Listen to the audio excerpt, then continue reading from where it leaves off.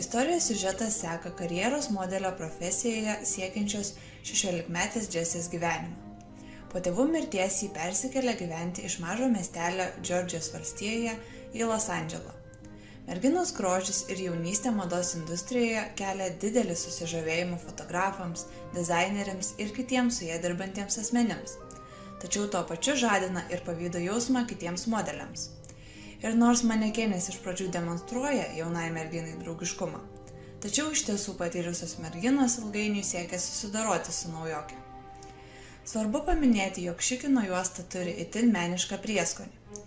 Filme apstu skoningai bei žaviai pateiktų scenų, puikiai vaizduojančių tobulą mados pasaulį, už kurio gražaus viršelio slepiasi kur kas baisesni ir kraupesni dalykai, šokiruojantys žiūrovą ir priverčiantys susimąstyti, kas iš tiesų slypi tobulo modelio gyvenimo kasdienybėje.